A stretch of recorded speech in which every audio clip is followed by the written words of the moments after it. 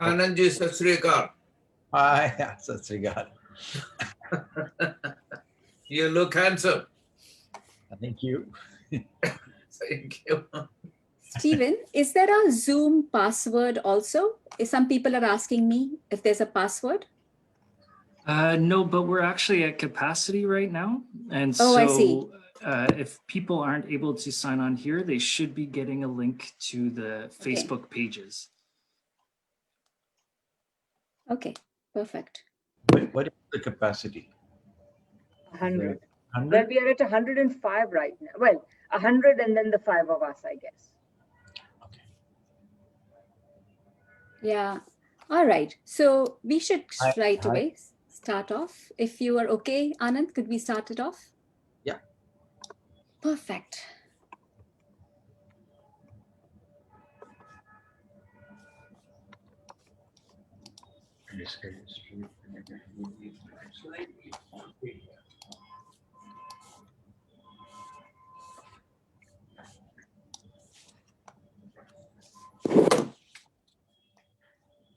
Yeah. So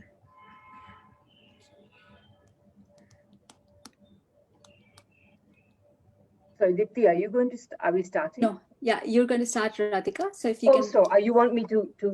Yes. Okay, I will start. Okay, folks. Hello, everyone. We are just about to get going. Everybody is in. Everybody who could not get in has been directed to the Facebook page. So please let anyone know. We at the moment are at full capacity. So if they need to go to Facebook, please share the link with them. You should have received one. And yes, we have just shared the Facebook link. So please go there. So, hello, everyone. Thank you for such a wonderful response to this extremely important, I think, politically, culturally, in every way important event. Welcome to Cultural Resistance during Dark Times, a discussion with Anand Patwardhan. What I'm going to do is first, I'm just going to lay down some ground rules about how we are going to conduct this meeting, and then I will introduce very briefly Anand Patwardhan. We don't want to spend too much time introducing someone who really doesn't need much introduction, but I will just reflect a little bit on him to set the scene, and then we will go straight to the questions and answers, beginning with Dipti, who has some questions from her students she particularly wants to put. So as far as the sort of instructions are concerned, we are committed to providing a moderated, non-judgmental virtual space and a harassment-free online experience for everyone. We fully welcome disagreement, provided it is expressed courteously.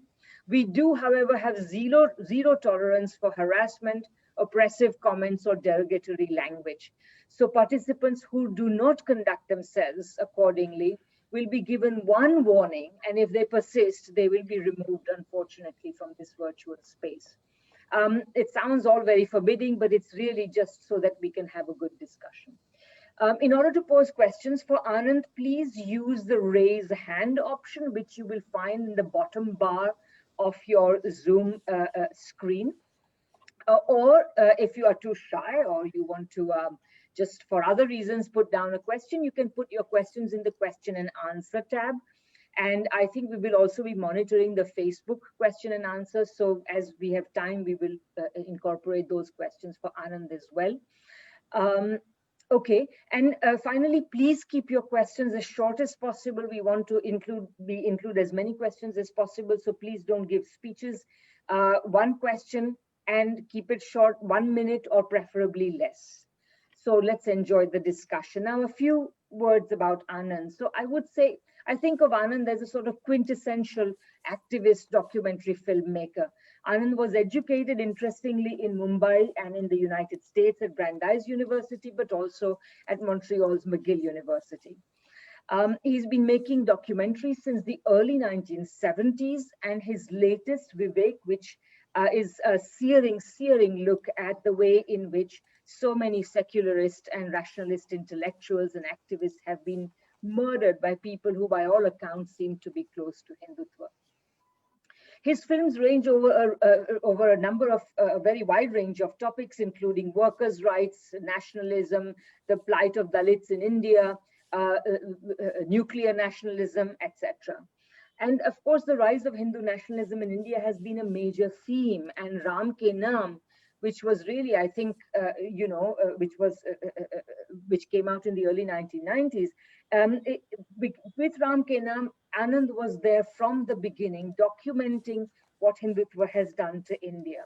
He has an amazing way of finding the right and most interesting people to talk to work with them to bring out what I think is the essence of the issues, and often to capture the most outrageous claims being made in a completely blasé fashion, straight from the horse's mouth. So these qualities have, of course, made his films very hard hitting. It's hard to think of a documentary filmmaker whose films are watched with almost as much enthusiasm, perhaps as much enthusiasm as feature films. And therefore, of course, he's had many run-ins with governments, particularly BJP governments, that have tried to censor his films. So people think of him as the Michael Moore of India. And of course, his films have won dozens, literally dozens of prizes across the world at film festivals and elsewhere. And Anand is also a member of the prestigious Academy of Motion Pictures. So with this introduction, let me just open up our discussion, our hour or so of discussion with Anand, to which I'm looking forward very much. So over to you, Dipti. Thank you, Dr. Desai. Thank you so much, Anand, for waking up this early to be with us. And I will dive right into the questions that I want to make the most of the time we have with you.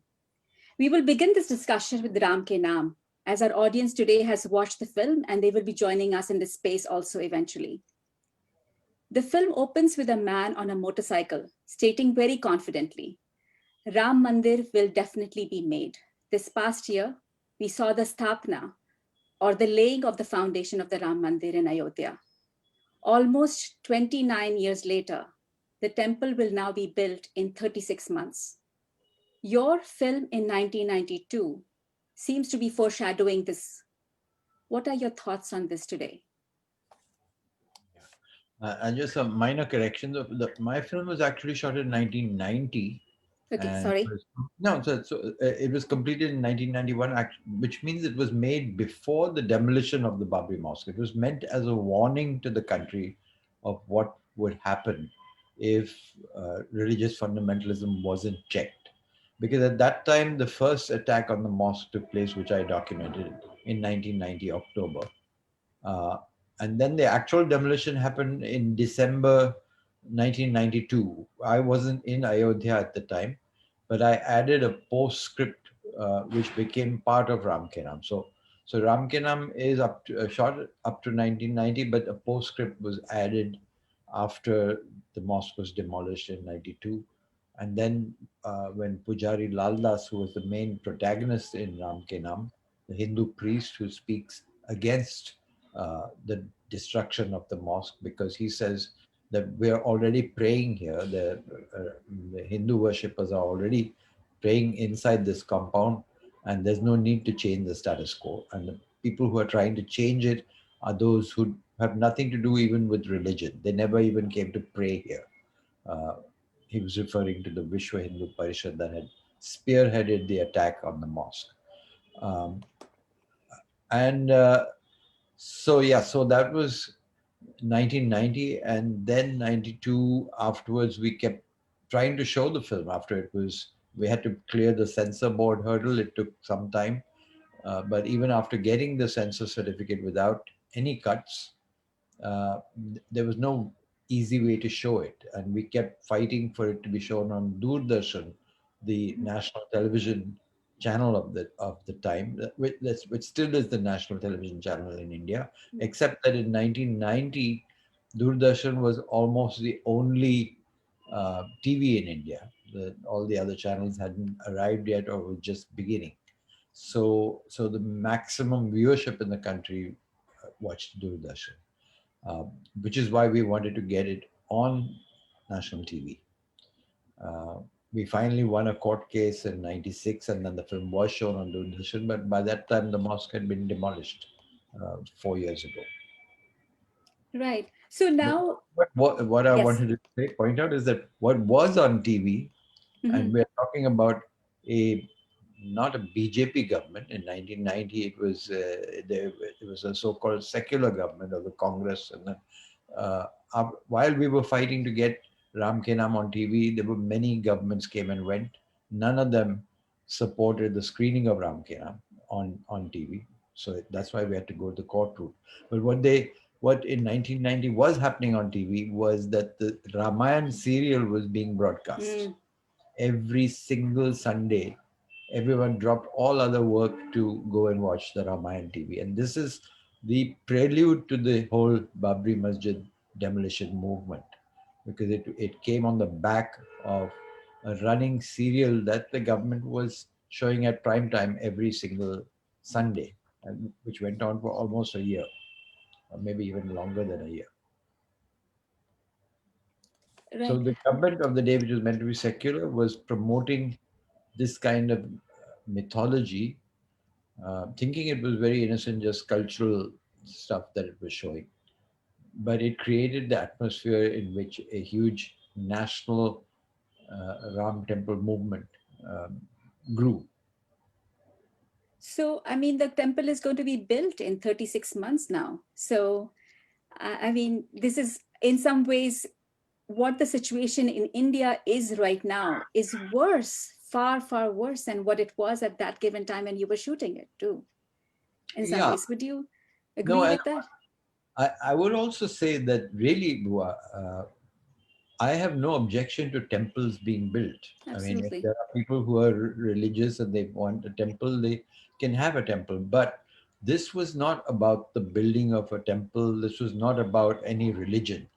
This was calculated to create the tensions that they wanted in order to come to power.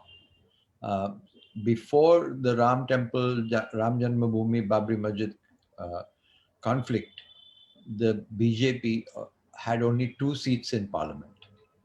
And it was through this movement that the number of seats increased to 88. And then finally they came to power, and they're in power right now.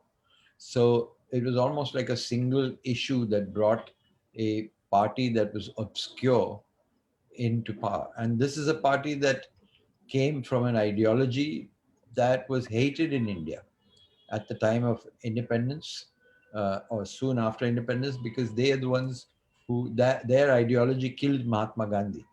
Mahatma Mm. Gandhi was killed by people who belonged to RSS and the Hindu Mahasabha, upper caste uh, elite that belonged to elite. I don't mean in class terms necessarily, but they were elite in terms of caste terms, um, and they uh, made the conspiracy that killed Gandhi, and they are in power right now.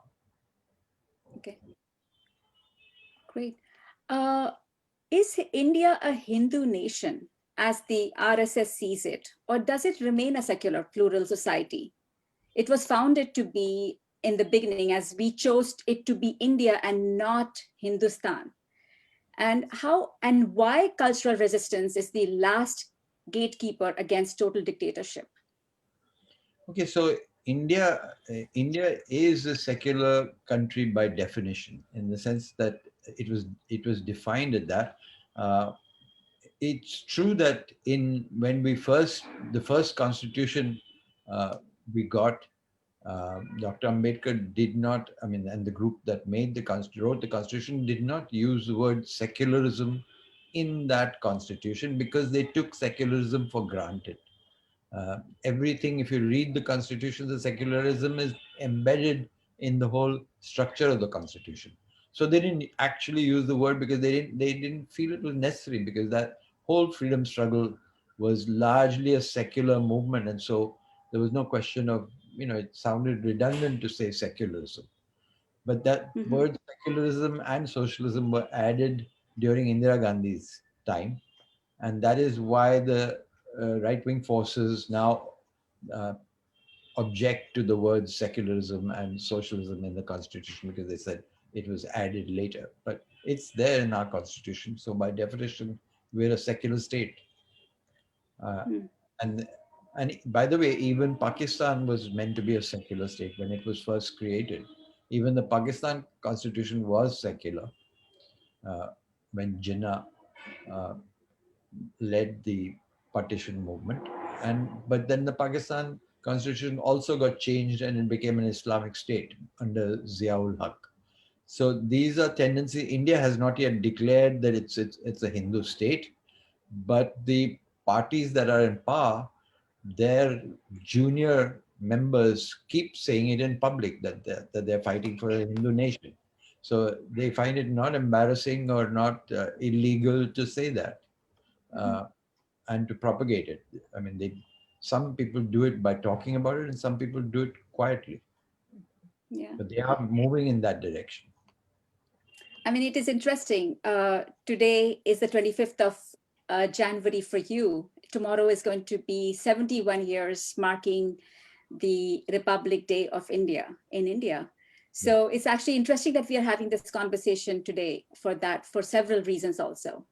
Mary Haywood actually sent a question which kind of follows up our first question also, is that the voice of reason seems to be in the words of the Hindu Pujari Lal Das that you were mentioning also, who does not want the masjid to be demolished and pays dearly with his life, as well as in the words of the untouchable grain washerwoman. Was it a conscious choice for it not to be a moderate Muslim? Is this part of the message if we all fight, then we all lose? No, it was not a conscious choice. It was, but while editing, of course, everything is conscious. While shooting, I gather all the evidence that I can. But how I structure it, and the fact that I put the Hindu priest of the Ram temple as my main protagonist, who's actually saying the things that I more or less agree with, actually. Although I'm not religious myself, but I have no objection to people who are religious but don't use their religion to attack somebody else, who are inclusive in their ideas. Pujari Lal Das was one such person who he was the government appointed priest of the Ram Janmabhoomi temple. If you recall, the whole, the Hindus and Muslims had lived in harmony, even uh, prayed together within the Babri Masjid compound for a whole century. Because 1857, when the dispute began, there was a Hindu priest and a Muslim leader of the area, influential leader, who actually made a pact of harmony in 1857. Remember again that date is the same year that the War of Independence had begun, the first War of Independence, where Hindus and Muslims had united against the British and had almost thrown them out. They'd almost won the war against the British colonialism. And in order to fight that, every device was used to divide the Hindus and Muslims. And Ram Janmabhoomi Babri Masjid was one such device that the British successfully exploited by spreading the story that Babur had demolished a Ram temple. Now, if you actually try to look at whether that is possible or not, firstly, I don't believe that there were Ram temples in Ayodhya in the 16th century. There were very few, because for the simple reason that the Ramayana was in Sanskrit, the Tulsidas Ramayana. Only the upper caste Brahmins had access to it. It was not a popular story that it became later after the Ramcharitra-manas, which was the Tulsidas Ramayana. So when the Tulsidas Ramayana came into being, which was in the 16th century, that is when Ram temples began to be built. So after the fact of the so-called demolition of that spot. So it's unlikely that what was demolished was a Ram temple, because for the simple reason that Ram was not a popular god in the 16th century, not yet. Only when it came into the Khadi Boli kind of Hindi, it became popularized after Tulsidas, who translated it and actually created almost a different kind of a Ramayana story, slightly. And many things, if you analyze the Ram that when I was growing up, that the image of Ram was always a very peaceful looking Ram with a smile on his face, and he was meant to be the Ram who was Maryada Purushottam, the the king who looked after all his subjects, no matter what their differences were. Um, and that was turned into the Ram with the bow and arrow.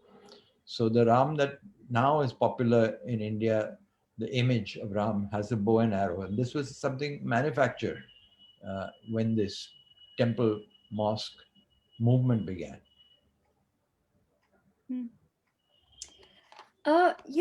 Even in the film, there is this whole, quite a couple of people actually say they associate the mosque as a symbol of slavery, they say. And the people following Hindutva wish to wipe these histories constantly. But then I keep thinking today that how will we wipe the years of corruption, lynching, oppression of minorities, what we have done to the Dalits also? How are we going to wipe that now? Will we ever be on the right side of history? I know it is a rhetorical question, but as I'm hearing you, I'm actually thinking about all of these aspects also. I'm also remembering that how Pandit Lal Das, not many people will actually even know of him. And unless they see a film like yours, we keep building all these huge temples, and huge statues in our country today with Sardar Patel and everything else. I mean, I wish there were more of such temples, such statues over there too. Would you like to just comment about that? And hi, Simantini, I just saw. Hi. Hi. Hello. Hi. Nice to see you. Nice seeing you, yes. So, Dipti, the only, if you ask me too many questions at the same time, I'll ask. So, yeah. Absolutely. I'm so sorry. I'm actually thinking that this film actually talks about how the mosque is seen as a symbol of slavery, and like even now people, whenever we have these kind of conversations, they're constantly at the by several people now, even like today, they have this whole notion that definitely this has to be replaced. This has to be somehow, the temple has to be put in place, it has to be reinstated. And yet we have no basis, as your film very clearly tells us. It's like there's no proof that that is where Ram was born also.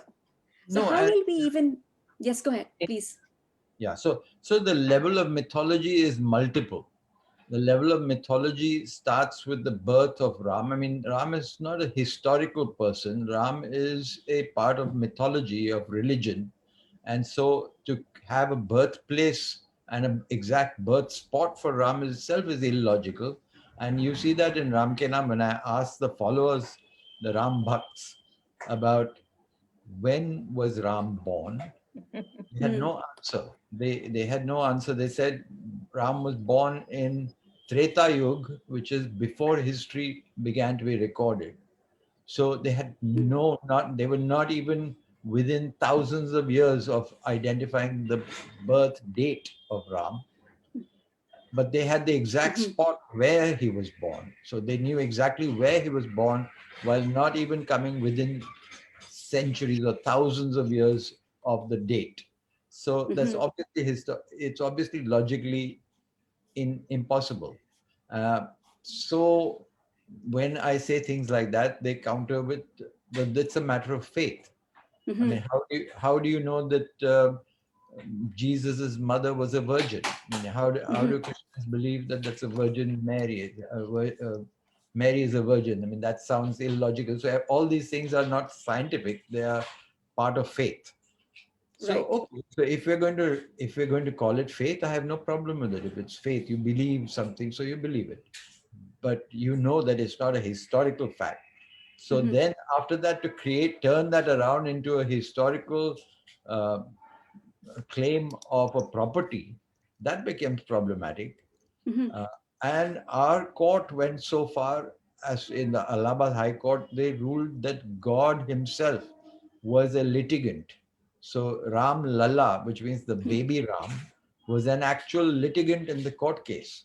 So the court, one of the judges ruled that, this is Ram's property. Ram is baby Ram has appointed a lawyer who's fighting this case.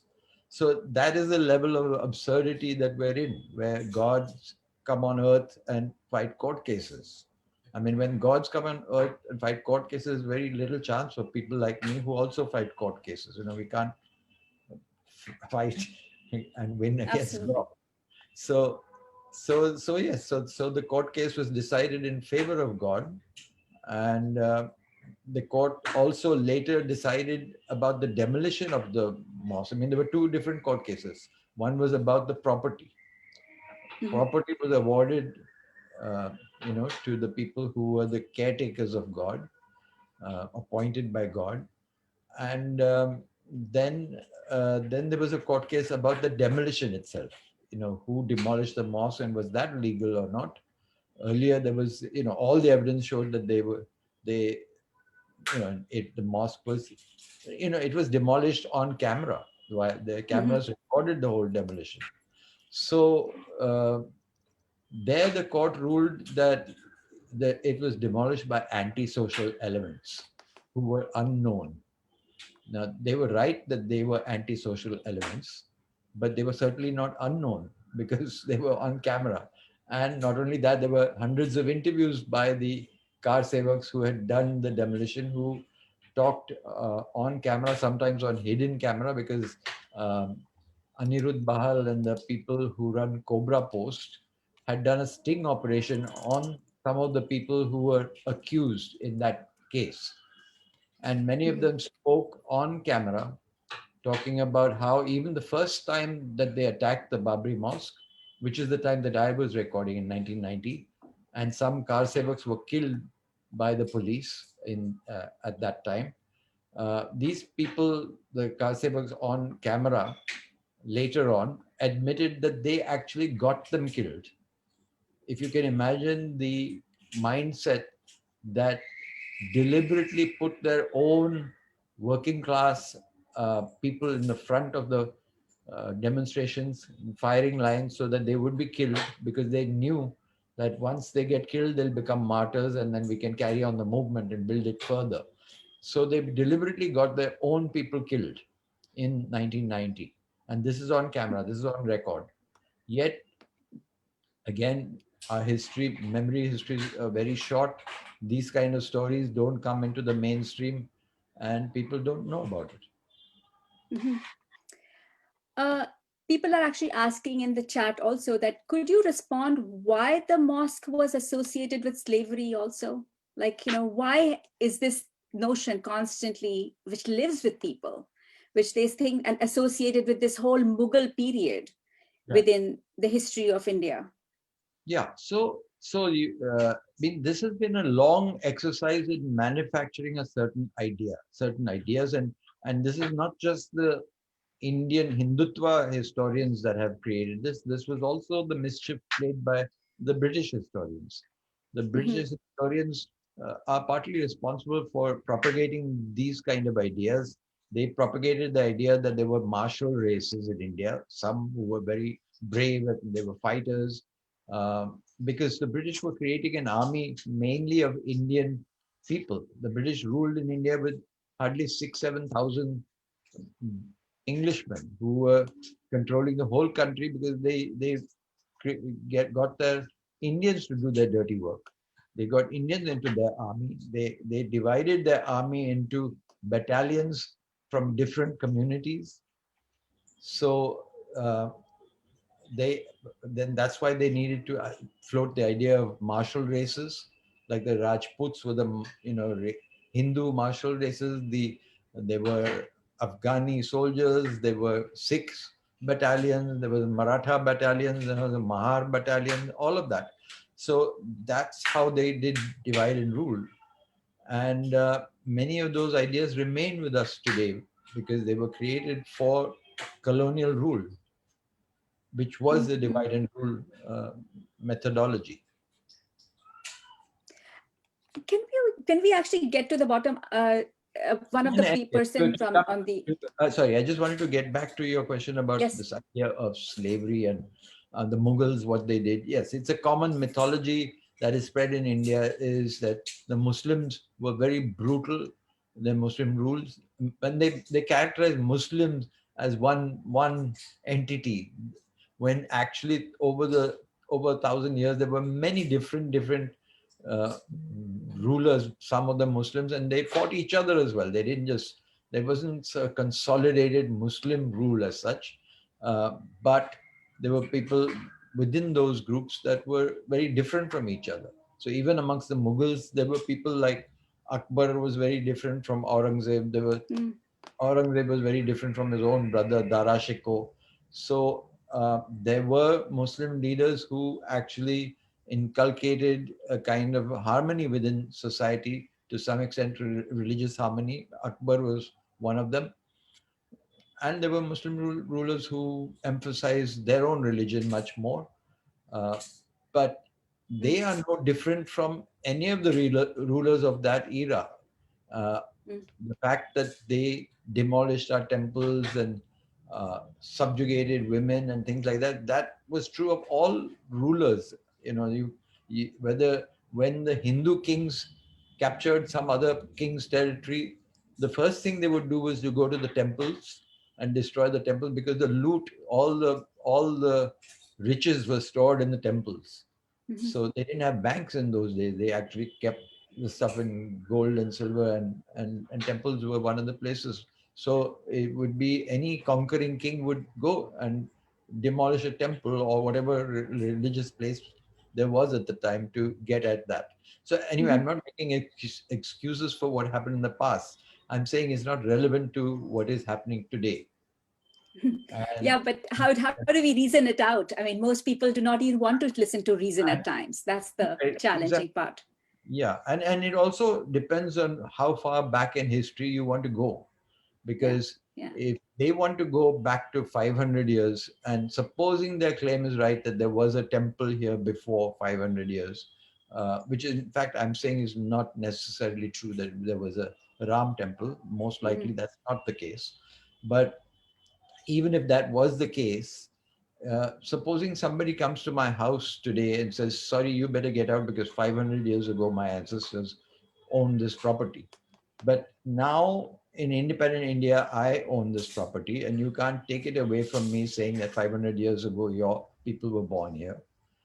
Because if you go back 500 years, then why can't you go back 2,000 years more, when this was a place probably where Adivasis Mhm. prayed to a tree. So who has the claim on the land? It just depends on how far back in history you go. Mm. Absolutely. In fact, the earliest digs in Ayodhya, earliest archaeological digs, show that it was likely to have been a Buddhist site. Mm. So all these claims are very modern claims and very artificial claims, Yeah, and yeah. and calculated just to create uh, tension and polarization. Right. I would like to tell the attendees that I will be getting to all the questions also very soon. I have one which probably connects to what we were just talking about. Rekha Iyer says that the film focuses mostly on Hindu fundamentalists, less on Muslim fundamentalists. Or is she reading it incorrectly? No, she's not reading incorrectly. In 1990, when I went to Ayodhya, that Hindu fundamentalism, the rise of Hindu fundamentalism was apparent in front of my eyes. And I believe that in India, the Hindus are over an 80% majority. Mhm. For an over 80% majority to think that they are insecure because of a 14% minority, Muslims post partition are around 14%. Mhm. So that is an absurdity. You're claiming that an 80% strong majority is so afraid of a 14% small minority that they have to do extraordinary things to survive.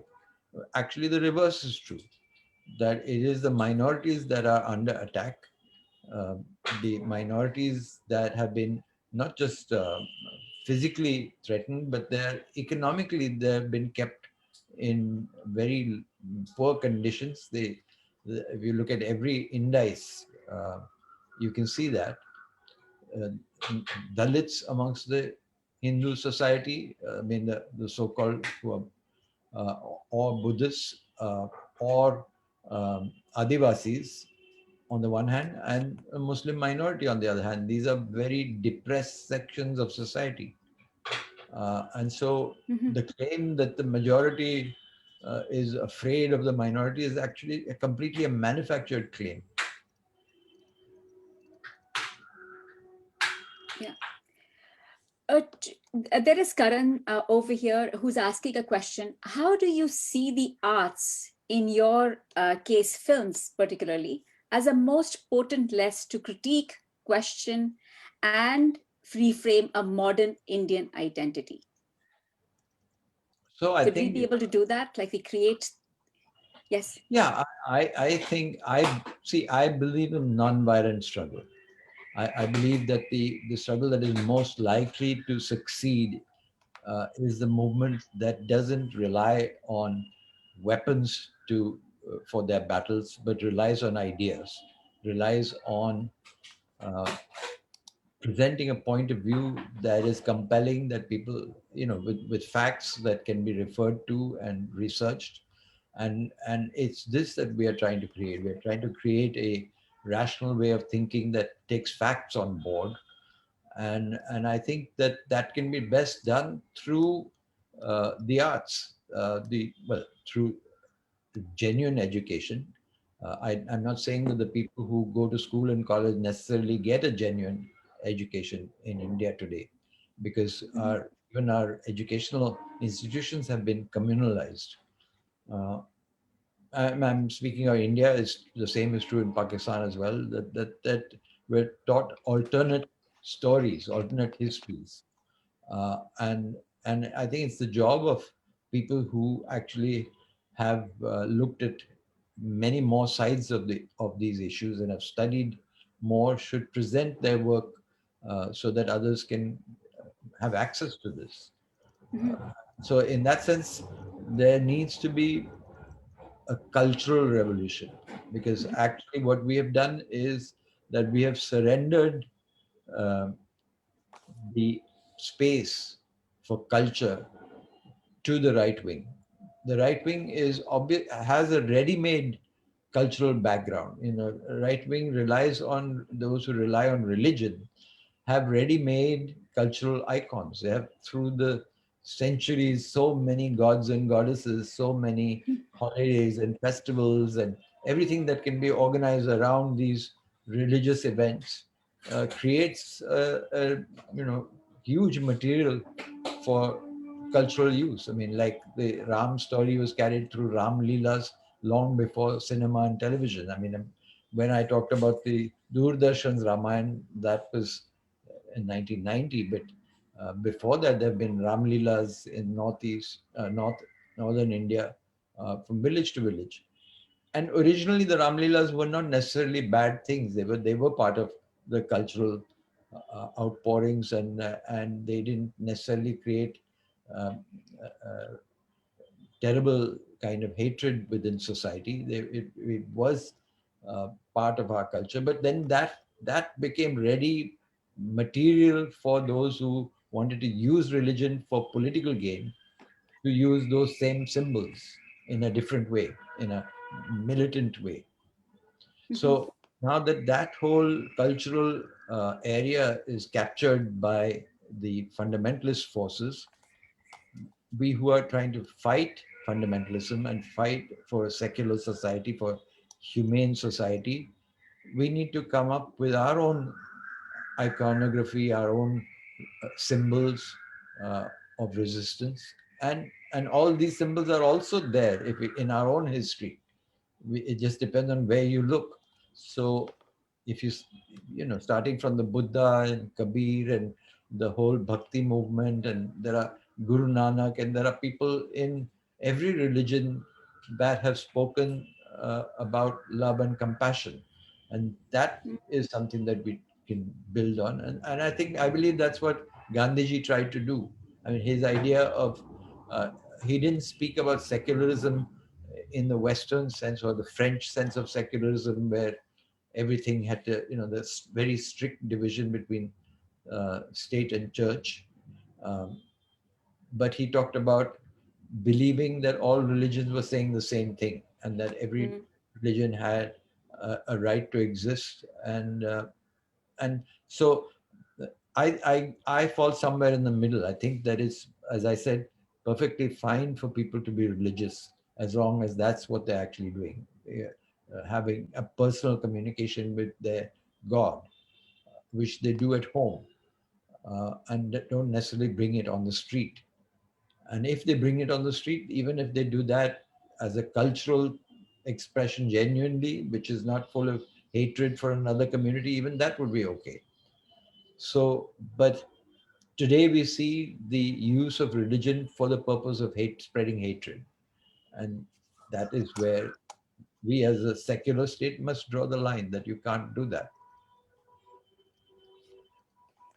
One of my students, when he saw your film, Bilawal Yunus, said that I wanted to ask you, is like, what inspires or motivates a documentary filmmaker like yourself to focus on so many sensitive and yet necessary socio-political driven films, where the threat of harm is they're actually always there from outrage parties and so on.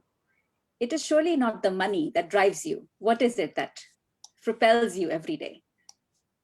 No, I think that I come from a position of privilege in the sense that I'm privileged by my not only my religion but my caste. I was born into people who didn't have to.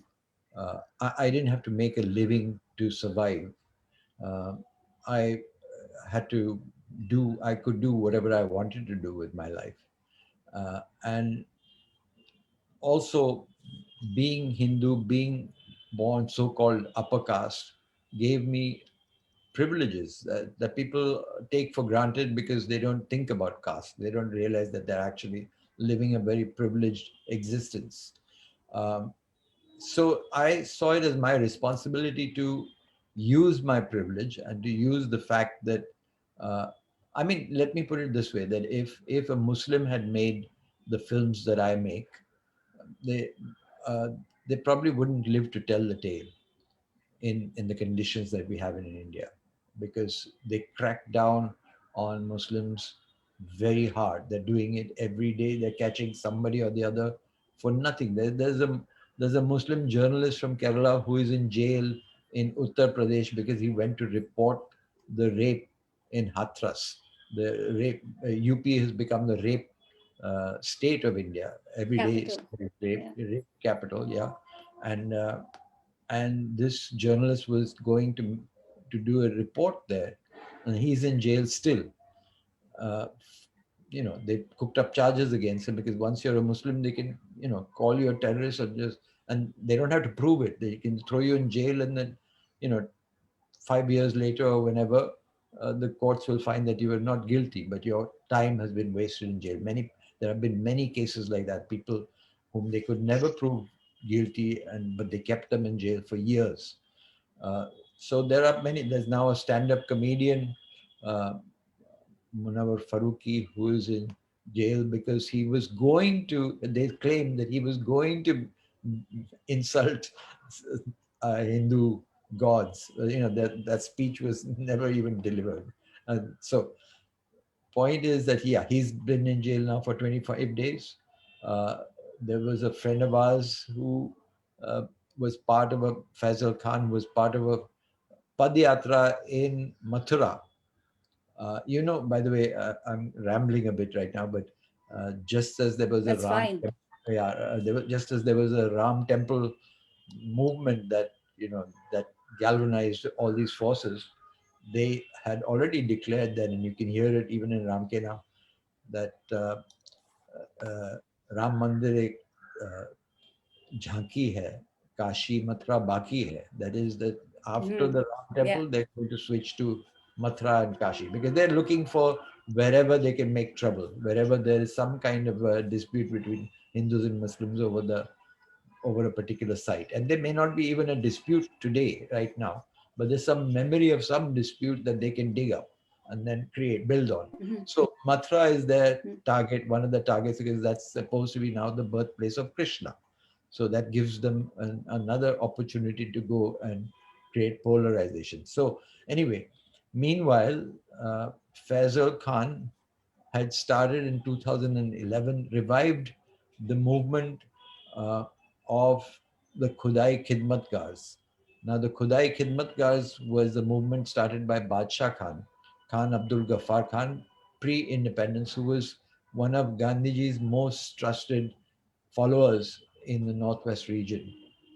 And Badshah Khan and his followers, the Khudai Khidmatgars, which literally means the servants of God, uh, were Pathans, mainly Pathans, who, in that region, there was a long history of blood feuds between the tribes and things like that. The revenge would be carried out from family to family over generations.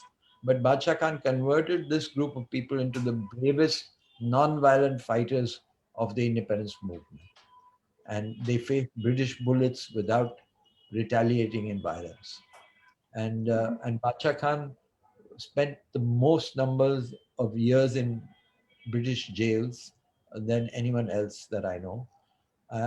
And then after independence, he got into trouble with the Pakistan authorities because he didn't believe in partition either. And he was put in jail in Pakistan. So he spent the longest years of his life in jail. Anyway, this man is forgotten both in Pakistan and in India, more or less. And so Faisal tried to revive this movement. And during this, two Muslims and two Hindus from the Khudai Khidmatgars, the new version of it, went on a Padyatra to Mathura. And Faisal basically believes in dialogue. Faisal and his group, they tried to dialogue with all the priests, and they were very welcomed very much by all the priests in the neighborhood. Finally, at one temple, the priests were they often ate with the priests. They got prasad, and he was in this temple, and it came time for namaz.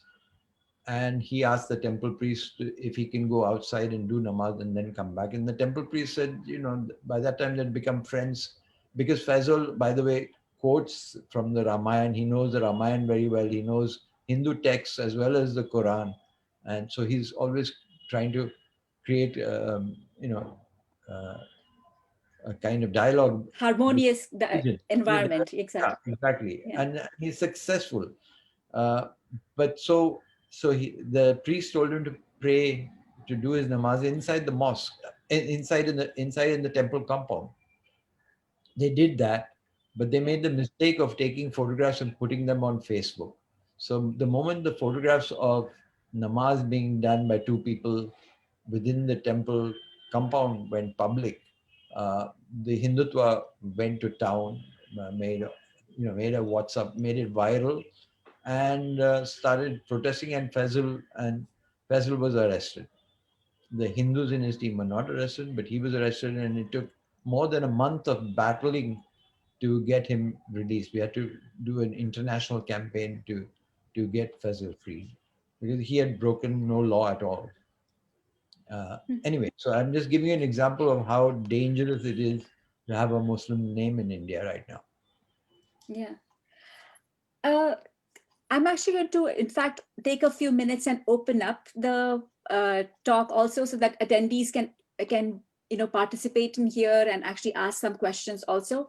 While Stephen, who is actually very kindly doing all of this technical support for us right now, I would actually take the time to ask and sway the question in a different direction also, and ask you, as people are coming into this space also, that today there is almost 80% of people in India do not actually are happy. They're actually quite happy with how Modi is handling the farmers' protest. So even if I need to just talk about it for a few minutes also.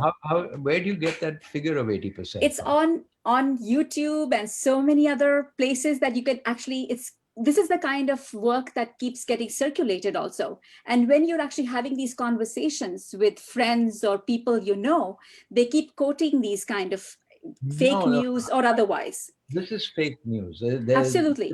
There's no way to measure what the Indian public wants. We don't have a Gallup poll, or we don't have, there's nobody doing a scientific study of any of these things. These are all WhatsApp stories that are created. Absolutely. So in And- fact, I wanted to actually discuss that for a little bit also. It's like, how do we continue to having those difficult conversations where people are bringing in all of these kind of statements or measures, and yet we want to continue these kind of dialogues to happen within a secular space also?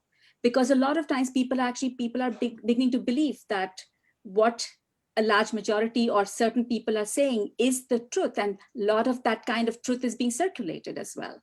It's a old trick that was tried in Nazi Germany, that you repeat a lie 1,000 times and people take it as the truth. So they keep repeating it. They have the means to repeat it because they have all their WhatsApps and all their, not just they have the legal media with them, electronic media, the print media, and a large section of the internet media is also with them. So that is, those are the stories that you'll keep hearing. But you can, if you want to, do your own research and find the truth. I mean, this claim that 80% people want this and 80% people want that is this manufactured. I mean, Absolutely, I agree. even the elections that they won. They won how many? They won in 2014. They won by 31%. 31% voted for them. And in the next election, it was 1 or 2% more than that. But so the majority of the country has voted against them. Yet they are in power.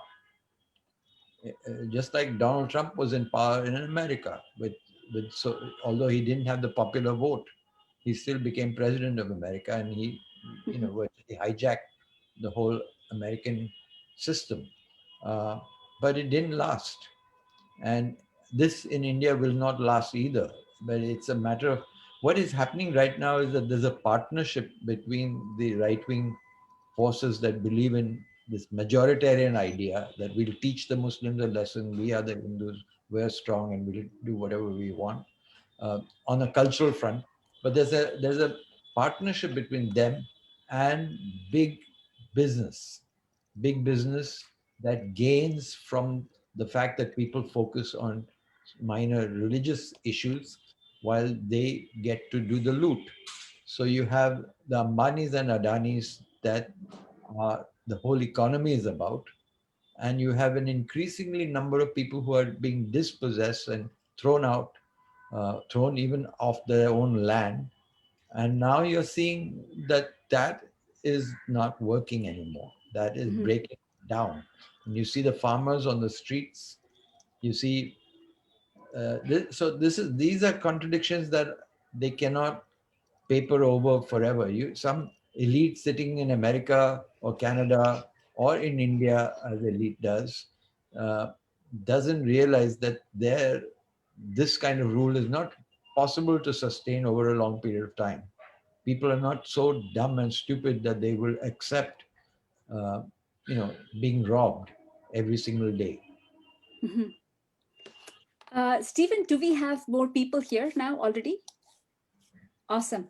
I'm going to actually ask Mayur, who has placed a question over here, to ask his question.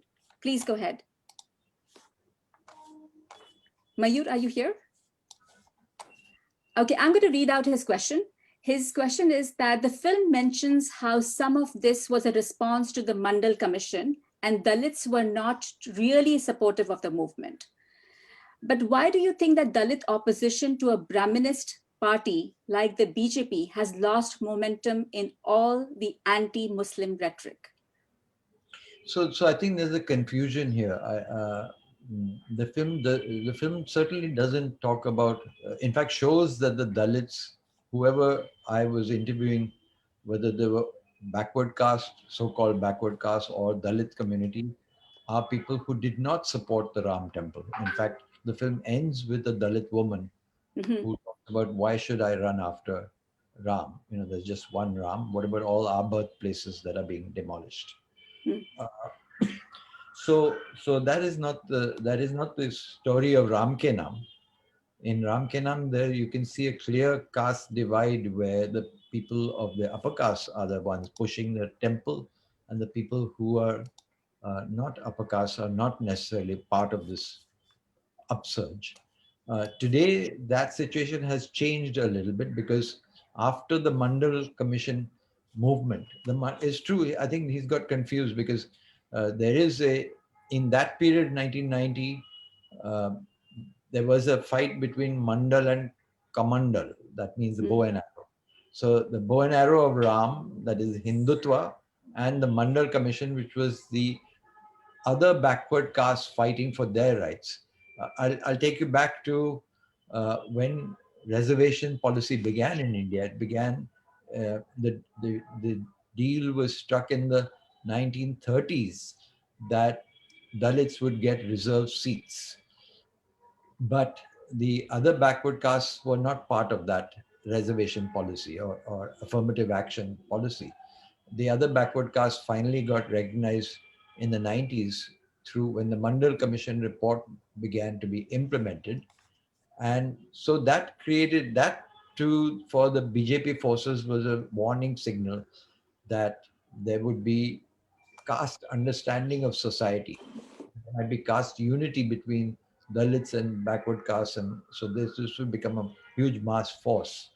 Um, they had to then organize uh, especially amongst the OBCs, the other backward castes, and they successfully did that. Actually, today the large backbone of the Hindutva forces comes from the OBC, the other backward castes.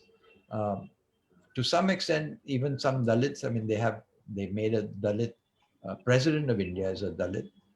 So they have bought over leadership from the Dalit community as well, but they've not been able to fool the Dalits en masse. They cannot do that. Um, but they have managed to make deep inroads within the other backward castes. Modi also comes from the OBC community, or at least claims to. So, Right. so anyway, so it's a very complicated uh, system. I would characterize the Hindutva forces as mainly a Brahminical force. Right from the beginning, 100 years ago, the RSS, the Hindu Mahasabha, they were Brahminical bodies. But over the years, the RSS has been very dynamic and they have been trying to grow.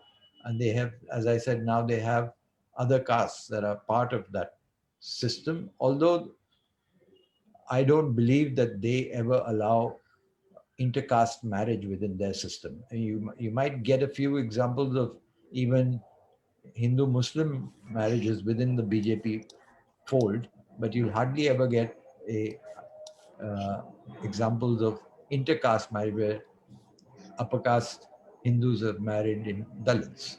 So, in fact, I believe that the real way to end the caste system and even end religious uh, hatred is for intercaste marriage and interreligious marriages. I mean, if we had, the opposite of, what they have made this big issue of love jihad, as you know. So the reason that they made a big issue of love jihad is this is a terrorizing thing for them. That if what would happen to religious identity and caste identity and all that, if everybody's blood gets mixed up. So I think our ideal is that everybody's blood should be mixed up, so that people, people live as human beings and they forget about what is your cultural past. Absolutely.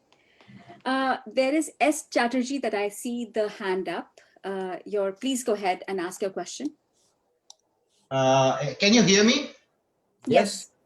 Okay. So I was just curious to know that because of the current fundraising which is going on for the Ram Mandir, do you anticipate further trouble in the communities? And if there's going to be a young man or a woman who, inspired by Anand Patwardhan, goes and makes a documentary in today's day? I'm sure there are hundreds of young people who are making documentaries. I don't know exactly all over the country, because documentary filmmaking is now much more accessible to people than in the days that I started out, because there you needed 16 millimeter equipment and stuff like that. Now people can shoot on their phones, and people are doing it all the time. I mean, the whole farmers movement that is going on in our country comes to us mainly through people's phones. because the mainstream media is reporting very little of it, and so I think it's harder now to hide because everybody has a cell phone, and so that's happening. What was the earlier part of the question? About you asked something. One was film Yeah. related. Do you anticipate any further, like what happened during Rath Yatra, during the Yeah. fundraising? Expect. So I think that as far as the Muslim community is concerned, I don't think that there are many Muslims who want to continue the fight about Babri Masjid. They're saying now it's done. We don't want to lose a single more life on that issue. So let's move forward. And I think that's fair enough for Muslims to say, because it is terrorizing for them to start any kind of fight about it. But I think it is not right for secular Indians from all communities to accept this theft of property and theft of culture uh, as a given, because the Supreme Court had a ruling. I think the Supreme Court ruling on this was completely bad in law. The High Court ruling before that was bad in law, and it doesn't bode well for our future that we allow such things to happen without questioning them. Our entire constitution is being subverted every day, and we have to keep fighting for that. So it has, but it has to be a joint fight. It cannot be that the Muslims fight for what is perceived as a Muslim issue, and we non-Muslims fight for something else. It has to be a joint struggle, and it has been that. I mean, even when they tried to pass when they passed the Citizenship Amendment Act last year, almost now a year and a half ago, there were huge demonstrations all over the country. Started, of course, in Delhi by Muslim women who sat on the street in Shaheen Bagh. But those Shaheen Baghs spread to different parts of the country, and they were not occupied only by Muslims. There were people from different communities who came to show their solidarity, that they agreed that that this is not the India we want, where some community is called a second class citizen. Everybody is equal in this society, should be equal. And so I think that those fights are going on, and things are dangerous when you resist the government, because this is a vindictive government. I'm going to ask Radhika Desai. Yeah, To ask. thanks. Sorry. Yeah, thank you very much. And thanks for these wonderful reflections, Anand. I have many questions for you, so I'm just going to pick up one at random. So perhaps the one I will pick is, you've made films on so many issues, so many sensitive issues. So could you reflect a little bit on how do you choose what to make films about, and what are you working on next? Okay, so I say this often. I don't actually look for films to make. I'm pretty happy not making a film. And very often, if you see that I've finished a film, and then it takes me years to get started on something else. It's not that I churn them out every 1 year or 2 years. In fact, the films themselves take a long time. My film before Reason was Jai Bhim Comrade, and it took 14 years to make.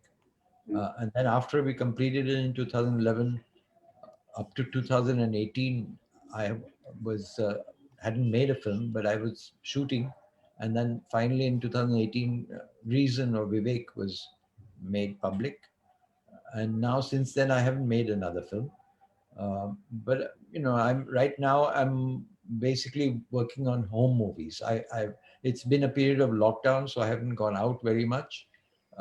But I've been filming. I've been editing footage that I shot with my parents and family stuff over the years. So it's which is basically a home movie, but it has political elements because my family happened to be part of the freedom movement. So there are a lot of stories there. I'm going to invite Bella Rohachowa, if Bella could ask the question. Hi, yeah. My question is that you mentioned earlier about marriages, brewing classes, and different religions, and you describe it as a solution that could potentially decrease or itself erase, basically, and make people feel more free and not suppressed by the limits of their classes or different religions. And I was just wondering, like, if people were like, there are definitely people who are interested in keeping things the way they are right now, and like people that are in the higher class, they would probably try and stay there. So it's not specifically the issue of, like, I think a lot of people with the higher class, they want to keep their wealth instead of, like, Yeah, you're right. I understand what you're trying to say. It's basically absolutely right, and that is why the Hindu majority forces right now have made a big issue of what they call love jihad. Do you understand what the word jihad is? not specifically. I would appreciate the Jihad, explanation. well, in America, they use, I thought by now everyone knows jihad because that is what they claim that the Muslim fundamentalists are using the concept of a holy war. That jihad allows people, Muslims, to die for their religion because it's a holy war. That's what God has said that they should do. So just as they do, by the way, every religion has their own concept of a holy war. So in Islam, it's maybe called jihad. In Hinduism, it's called dharm yudh, religious war. In Christianity, is holy war. I mean, the Crusades were about that. So people going to war because they think the God has told them that we have to defeat the infidels or the people on the other side who belong to another faith. I'm not sure about the other religions, but I'm personally a Christian, and I think it's not. I'm not going to speak for other religions. I'm speaking for my own. Yeah, but get to the point a little faster because otherwise we'll eat up too much time. Sorry. Yeah. I just feel like in terms of the religion, the way people put it, the way people I suggest you write this question down and send it. Yeah, because yeah, send it on the chat, and I'll definitely take care of it. I'll try to make it short. I feel like it's a lot of manipulation coming from the religion, not like God specifically, but in terms of Christianity, the books have been rewritten and translated multiple times, and you can't say that what you see in the Bible right now is exactly how it was the primary Bible, and we have justified our worst actions by the religion, even like the United States or Canada or any other colony.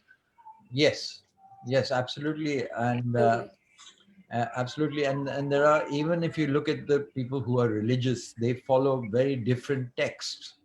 So in every religion, there are different texts that are being followed.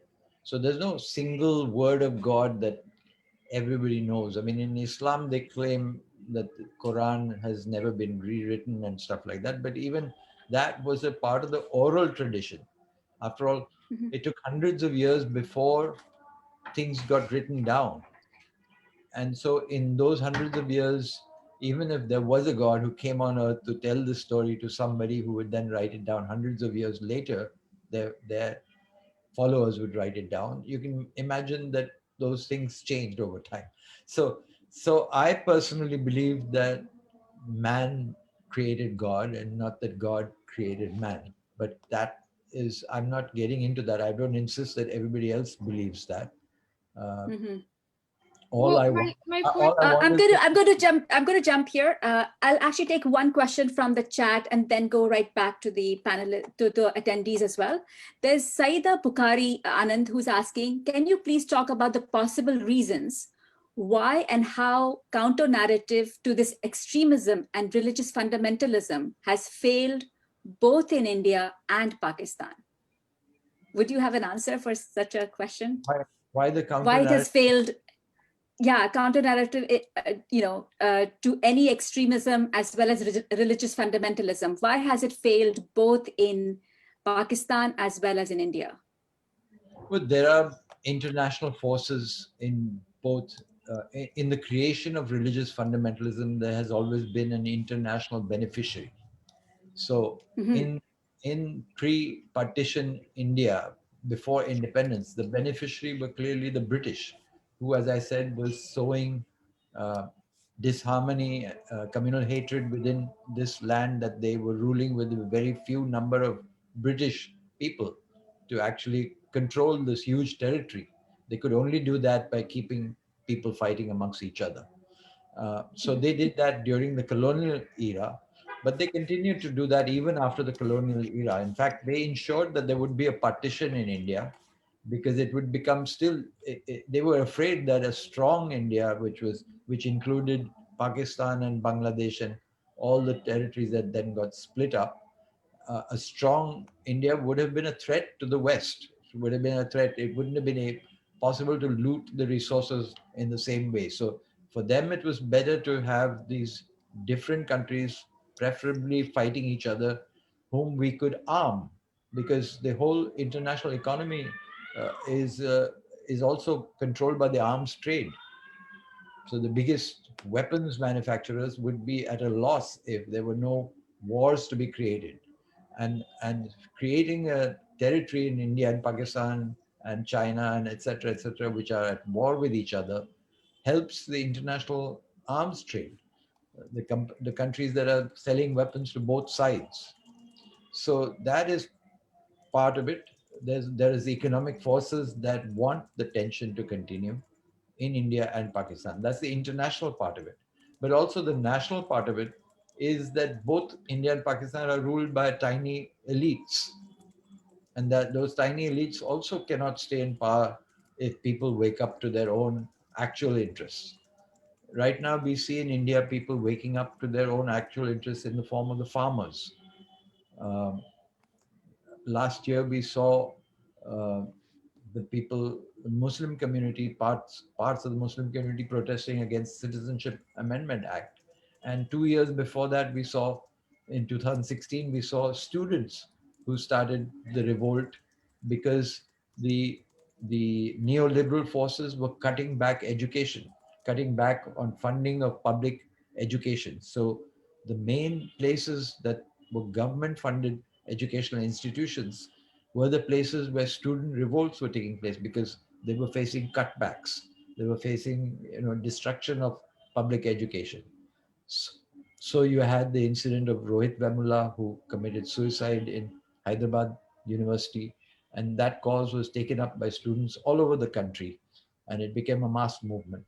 So over the last few years, you've seen different spots of resistance. As I said, students in 2016, mainly Muslims in 2019, and now farmers in 2021.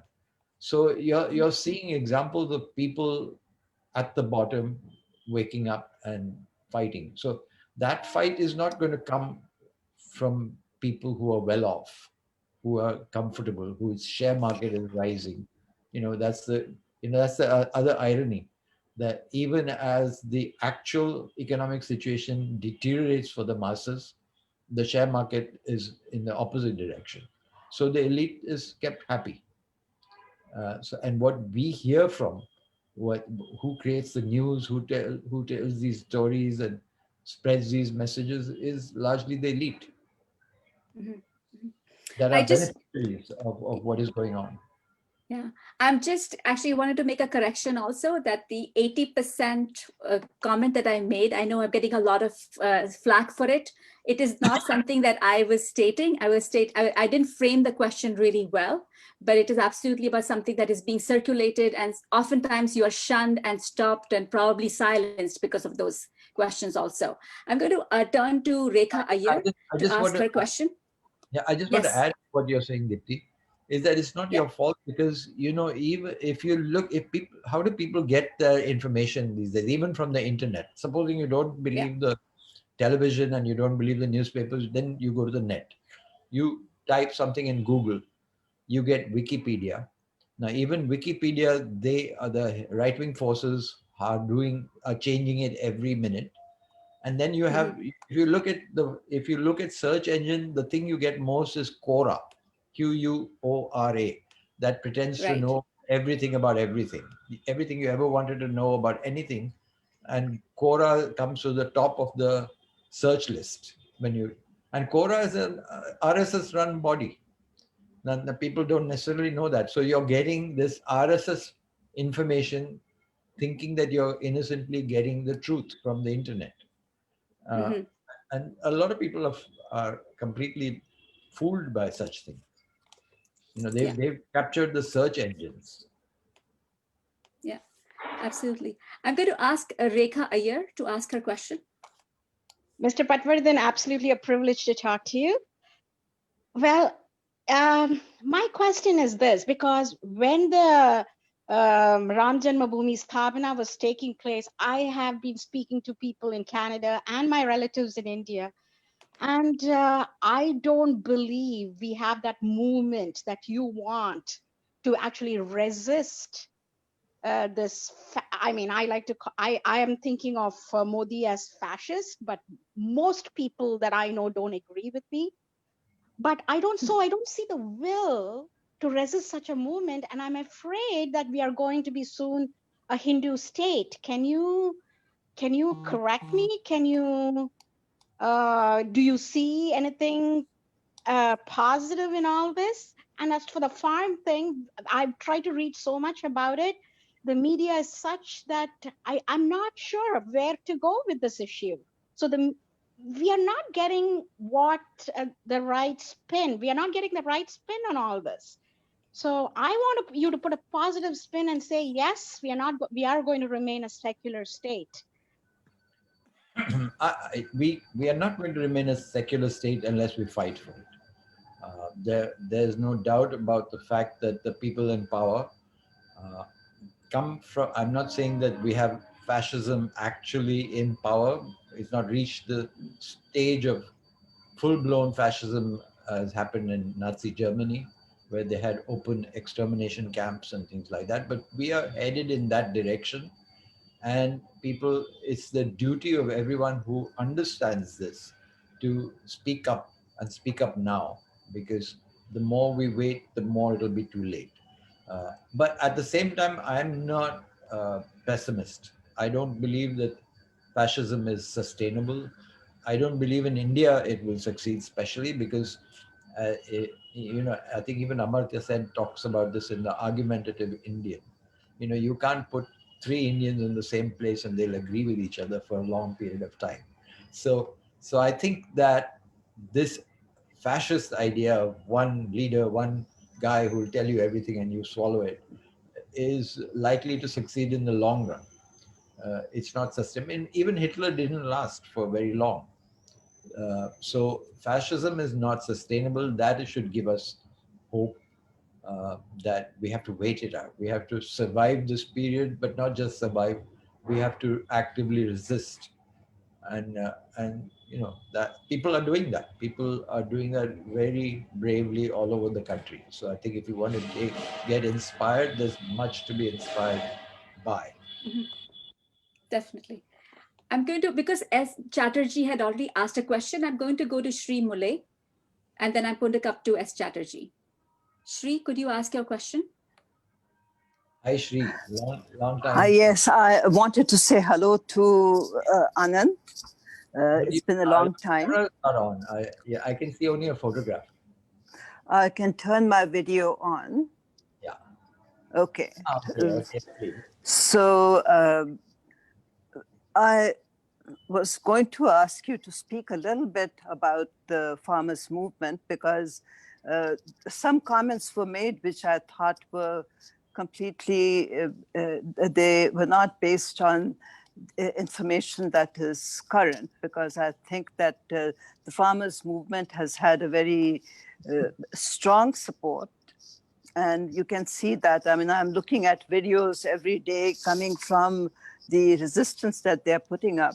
So I really want you to talk a little bit about what the farmers' movement has been, its roots, and how that actually is beginning to consolidate, the forces that you're talking about, such as, I mean, I was in Shaheen Bagh. I went to visit Shaheen Bagh when the sit-in was happening. That was in 2019, December 2019. And I was in India when the farmers' movement began. So I feel that there isn't as much information that people have here that they should have in order to fully understand what's going on in this particular context. Okay, so one thing is that there is a difference between the Shaheen Bagh movement, or the movement against the Citizenship Amendment Act, which became widespread, because the government could target that as something done by Muslims, that Muslims were the people who were causing trouble, and nobody else cared about the issue. Uh, that wasn't true. I mean, there were many people. I went to a rally in December 2019 in Mumbai, and we had almost a lakh and a half people, more people than I had ever seen in recent times. And they were Hindus, Muslims, Sikhs, everybody was there protesting against the Citizenship Amendment Act. And all this movement got derailed because of COVID, because of the lockdown. And they were able to shut it down in the name of COVID. And also they created a riot in Delhi. They claimed it was again after the riot had happened, they pretended as if this was a riot started by Muslims, but actually the opposite was true, because most of the victims were Muslims, and this was a riot that was very much, I believe, to be sponsored by the government and the police, to crush the citizenship amendment movement. Um, but the difference between that and what is happening today with the farmers is that while you can demonize the Muslims, it's very hard to demonize the farmers, because the farmers are spread all over the country. It's not just Punjab and Haryana right now that are fighting. They are right now at the forefront of the fight. But yesterday I went in Mumbai. I'm in Mumbai right now. So uh, where we have a rally going on of the farmers who have gathered at Azad Maidan. And I'll be going back later today. And it's also a huge rally that people have walked from their hometowns to come to Mumbai to show their solidarity with the farmer struggle. So this is something I don't think the government can easily wish away. In fact, they themselves have been trying to compromise. They even offered them a moratorium of 1.5 years. They said, okay, we'll take back these farmers' laws. I don't know if, by the way, I should probably explain to you what is going on at the heart of the matter here. The government uh, is trying to implement neoliberal policies which on the farms, which basically means taking all power of decision away from the farmers themselves and handing them over to big business, mainly Adani and Ambani in India, but corporate business in the world, corporate agro business in the world.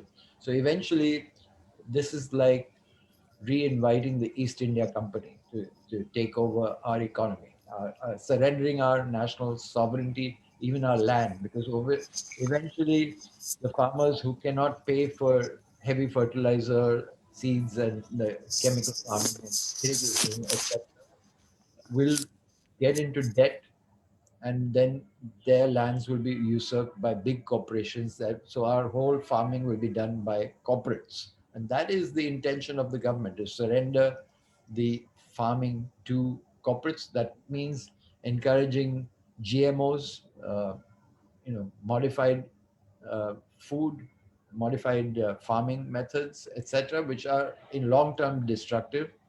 uh, and so luckily, not luckily, but I would say naturally, the people who are most affected, that are the farmers, know what's going on. You can't fool them. And so they have taken a stand. They didn't agree to the proposal of the government of 1.5 years of moratorium, they said repeal the laws, and they're standing firm. And tomorrow they're going to be taking out a tractor rally, which will be historical in the world. It will be the largest tractor rally ever. And so I think the government is basically has been caught in a situation where they're trying to save face, but it's very difficult because they probably have made the deal with the corporate class already.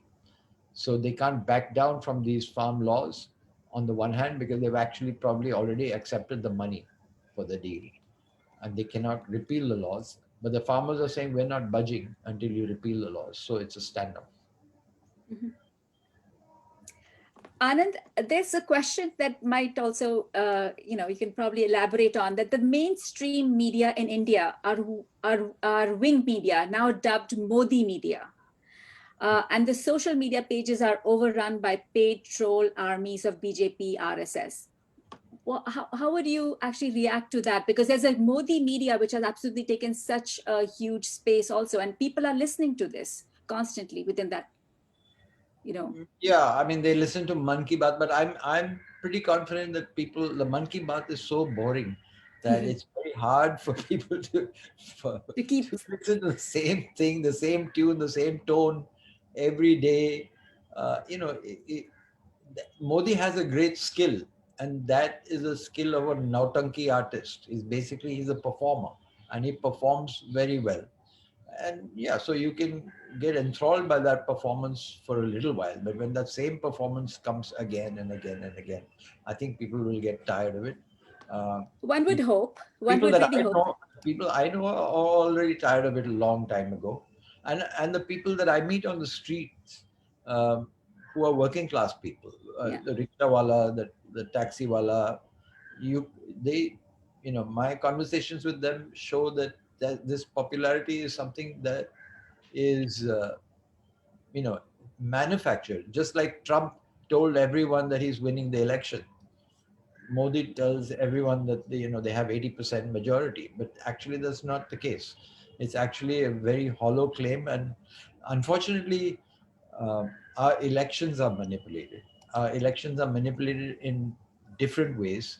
I'm not talking about straightforward EVM vote machine manipulation, which is being done, I believe. But apart from that, the elections are based on money power, and the BJP is the only party that has money today. They have huge, overwhelming resources. And they get their money, by the way, from abroad as well, from people from the diaspora as well. But they get lots of their money from the corporate class, and they have created rules that have destroyed all transparency. Like after COVID happened, the coronavirus epidemic happened, they immediately created a PM Cares Fund. It's called Prime Minister Cares Fund, which is meant to fight COVID. But they made sure that that PM Cares Fund has no transparency at all. Nobody has the right to know who gave the money or how the money was spent. So they have resisted every attempt to bring it under the RTI, which is the Right to Information Act. And so we are not told where this money is coming from or who it's going to. What have they done? So that is how the system is operating. I say that it's unsustainable, and that is where the hope lies. I'm hopeful too. I'm actually clinging on to every word and hoping that it'll all turn out. Anand, it is 9:30. It's over here. I mean, I'm sure it's, I'm trying to remember the hour difference also. And so you tell me how far along you can go, because there are still lots of questions and people are really excited about you being here. Can you continue? I can continue for a little while, yeah. Yeah, okay. All right. I'm going to ask MV Raman, who has had his hand up for some time. So if you could like to speak and ask your question. Hi, Ramana. Anand, how are you? Good, good. Yeah. Question for you. I'm thinking about the connection between what's happening on the economic front and the support for the BJP. So if you think about when the masjid was destroyed in 1992, and so the earlier period before that, that was just the beginning of the economic liberalization era, right? Or sort of the predating of that. And now what we have seen in the last 20 odd years has been sort of the opening up of the sector in so many ways, and the kind of growth of crony capitalism, which is now obvious to many people. And in a way, in other countries like in the United States, you're seeing a little bit of a backlash, right? That's part of what explains Trump's support among certain sections of the people, at least his appeal to certain sections of the people. Of course, he cheated them, that's a different issue, right? So the question is, how do you see the relationship between what's happening in terms of economic policies and the material reality, in some sense, what most people are going to be living, and the kind of ideological attraction that Hindutva might afford to at least the Hindu majority in the country? Okay, if we go back in time, and you're talking about the dawn of the liberalization era, which would be in the 80s and 90s, you see that it coincides with the rise of religious fundamentalism. So that can't be an accident. It can't be an accident that the very period when liberalization is growing in India and the idea of mixed economy is being undermined. The idea, when India became independent, it was, a partnership between private enterprise and public enterprise, and there was emphasis on public institutions. And when that is replaced by a far more liberalized idea of the economy, the idea of socialism also, by the time this is also coincides with the collapse of the Soviet Union in that same period, where America finally wins the Cold War and the Soviet Union is dissolved. So the negative aspect of that, I mean, people celebrated the coming down of the Berlin Wall, and even I celebrated the coming down of the Berlin Wall, but it didn't lead to what Gorbachev wanted, the kind of, it temporarily, there was a, nuclear disarmament and to some extent, cooling down of the war hysteria, but America did not honor their part of that agreement, and they continued into outer space. They continued their nuclear development, etc., into outer space, and they escalated. Ronald Reagan's time, they actually completely destroyed the spirit of the agreement reached between Gorbachev and Reagan for a kind of détente. And basically the complete routing of the Soviet Union meant a big, it became as if the idea of socialism or socialist ideas themselves were denigrated. I mean, in America and Canada, I think socialism is seen as a bad word. It's like communist is even worse, but socialist itself is bad, and even liberal is bad because the country had moved so far, the thinking had moved so far to the right. And you see that is the period where internationally religious ideas and identity ideas are rising. So in Yugoslavia, you have the Yugoslavian experiment collapse. Tito was actually in the middle fighting the worst kind of Stalinism, but still in that camp. But they had at least solved their internal battles of identity, but all that disintegrated into wars like the Bosnia and the massacre of Muslims in that part of the world. So you see everywhere in the world this religious specter rising at the same time, hand in hand with the rise of neoliberalism. And you ask yourself, why is that? Why when, if you say money is God, and that is the idea behind liberalization, that, free market and all of that, if money is God, then why do you need the original gods, the religious gods as well? So, but the religious gods and the money gods went hand in hand. And that is something that needs to be understood. I'm actually really impressed that there are a few people in the chat who have been leaving messages about, books and other material as well, and people can look it up afterwards also. So please keep those links on the side. I'm going to ask Jake Joseph and then Saleha Athar, and then Radhika to also ask their questions. Right. Hi, Anand. Just came in about 10 minutes ago, and so I don't know whether this question or whether this issue was even raised, but I just had an email from a very good friend of mine in Boulder. I'm sure you might know him, David Barsamian. David had sent me an article in the New York Times about a Indian director who is now being taken to task for a movie he made called Tandav of some sort. I'm not pronouncing it correctly, I think.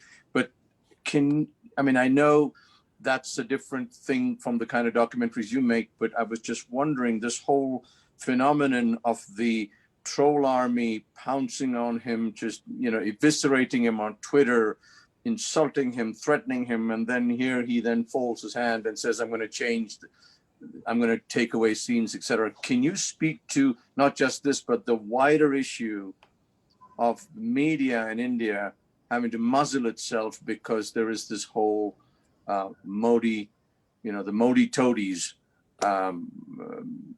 doing their business, essentially threatening people and so forth. And it goes again to the journalist in Bangalore, I guess, a couple of years ago, who was shot, etc., etc. And I don't know if there's any resolution as to who did this, etc. So I know I'm meandering, but the Tandav issue is interesting to me. So, and you haven't watched my films, it looks like, and so that I would recommend that you do that when you get a chance. But because I talk about everything that you talked about, and I would tell you that what has happened to Tandav, it couldn't happen to me because even the OTT platforms were scared to show my films. Unlike with Tandav, they actually put it on Netflix, and Netflix has, so I think that I'm a bit jealous of those who are on Netflix and then get into trouble, because I'm not even able to get on Netflix because they're too scared to touch the films, because they know in advance that there will be trouble when they show this.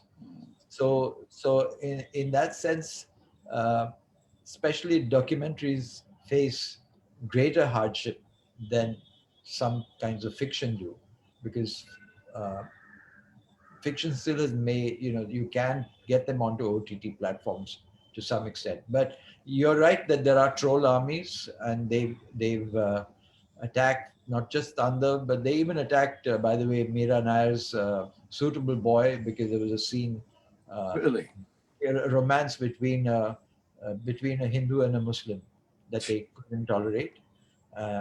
And yeah, because they call this, we were discussing this earlier, they call it love jihad. That is, they claim that Muslims are using entrapment of Hindu girls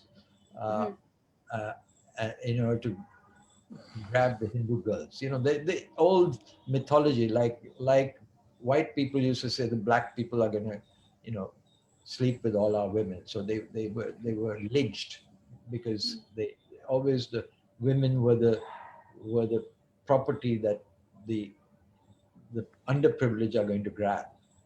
And so this is that kind of mythology that exists in India, in the Hindu majoritarian mindset, that these are terrible forces and they're after our women. Now, how does it work to where, in this case, I guess it was Amazon, that put this movie up. So how does that could we actually focus on the questions over here, then on Anand's work also today, for example? I'm sorry. Thanks, Jake. Thank you. I'm so sorry. Or else we will actually get derailed in other areas also. I'm going to ask Saleha, who's been waiting to ask her question, please. Okay. Thank you, your lecture. And I want to give you some question. Pakistan and India's conscious people, writers, poets, progressive and socialist people try to make the friendship in between the two countries. Yeah. But it was not fulfilled this. The question is that it is possible to create friendship in between the disturbed political and religious countries? Absolutely possible, and we have been actually doing it for many, many years now. I'm part of a movement that began in the late 90s Yes, called the Pakistan India Forum for Peace and Democracy. yes, And yes, we tried to exchange visits between India and Pakistan. So yes, one year the Indians would go to Pakistan. In those years, this was when there's a Cold War between India and Pakistan going on, but so it was always hard to get visas. But we managed to get visas for large groups of people, like 200 at a time. And I've been to Pakistan 5, 6 times yes, with yes, with the delegation of citizens, not yes, the government, people who yes, believe in peace, and there are people who believe in peace on both sides of the border, and we have exchanged visits over the years. In recent years, that had got stopped. So in recent years, ever since the Modi regime came to power, it's become much more difficult to exchange uh, visits from India to Pakistan. So that has gone on it's been a greater struggle, but the movements on both sides of the border still exist, and we will keep fighting for that, because basically we are the same people. We are the same yes, people yes. divided Culture, by, not even divided by culture that much. Even the culture was yes, syncretic. There were so many things in common, language in common, even religious. Um, Sometimes even the religious rituals are very similar because they similar. learn Yes, from each other. I am also a member of the Pakistan India for Peace Forum. Nice. Thank you. Asfar Adip, please ask your question. Thanks so much, and it's a pleasure and privilege to be able to interact with you. So my question is, there have been so many institutions and people in India who have guided the entire world through culturalism, secularism, and humanity. For instance, we can talk about Rabindranath Tagore, the institution he built, Shantiniketan Vishwavarati. But now, because of this rise of the right-wing nationalism, we are seeing that even these institutions are getting colorized. Like BJP is getting more influence in the West Bengal, and so they're actually infecting all of these. So, how's your judgment about this scenario? Thank you. Yeah. So you're right. The thing is that the Hindutva forces, or the majoritarian forces, have nothing to show in terms of their history of fight against colonialism. They were not the fighters against colonialism. None of their people went to jail against the British, except for one guy called Savarkar, and he issued 5 mercy petitions to get out of the Andamans where he was put, and he swore that he would never fight the British once he was released. He was released. He never spoke against the British again, but he became part of the main plot to kill Mahatma Gandhi. So what I'm saying is that because the right-wing forces have no historical figures to talk about of their own, they keep on appropriating other freedom fighters and claiming that this person represented our ideas. But that absolutely is untrue. Right now they're claiming Subhash Chandra Bose, but Subhash Chandra Bose was never a communal person, never spoke. I mean, his Indian National Army was full of different religions, and they swore allegiance only to independence and not to religion. So um, but that process of appropriation is an ongoing one. So now they're trying to appropriate even Tagore, when Tagore was not even spoke against. Tagore even differed with Mahatma Gandhi on the issue of nationalism, because Tagore was an internationalist. He said that nationalism is a very narrow ideal, and so um, I think that this appropriation of Shantiniketan and attempted appropriation, it's patently absurd, but that doesn't mean they won't get away with it in the short run, because they control the instruments of propaganda. I'm going to ask Radhika Desai to ask a question, and I'm hoping if there are any other questions, then we would wrap it up afterwards. And so Radhika, please. Thanks very much. I wasn't going to ask this, Anand, but since you brought up the Berlin Wall coming down, I have to ask you this. So you rightly corrected us that you made the film Raam Ke Naam in 1990, and that was the first attempt on the Babri Masjid. And then, of course, in 1992, they succeeded. And I want to put this in an international context, because just the previous year, in 1989, the entire world had watched the Berlin Wall being brought down with just handheld instruments by people in Berlin. And this was seen as a great sort of, how can you say, celebration of people's power. And I wonder if they hadn't choreographed both the planned initial and the eventual successful assault on the Babri Masjid, bearing that in mind, somehow imitating this, and somehow how the feelings of the ordinary people had overcome them and they had brought down this structure, etc. So if you could comment on that, that would be great. Well, actually, there's a lot of mythology involved, and there's a lot of hidden stories behind the demolition of the Babri Mosque. One of those hidden stories was done by Cobra Post a few years ago. Cobra Post is an organization that has used hidden cameras to do interviews with people that often are startling. So they had interviewed many of the people accused of the demolition of the mosque and who were on trial. They'd used hidden cameras to show that actually the BJP forces got their own car sevaks, their own faithful followers, to get killed in police firings in the earlier assault on the mosque in 1990, where about 29 car sevaks were killed by the police. That was actually revealed on hidden camera as something that they had deliberately engineered, that they would have their own followers get killed so that then they would make them into martyrs, take their ashes all over the country, and build up this movement for the demolition of the mosque. So, but these are stories that have come out on the internet, but has a limited life. You can still find it on the internet, but not a lot of people are watching those kind of stories. So then the prevailing story is what they manufacture. So if you're asking whether they were inspired by the demolition of the Berlin Wall, possibly they possibly had that, but they had made these plans already.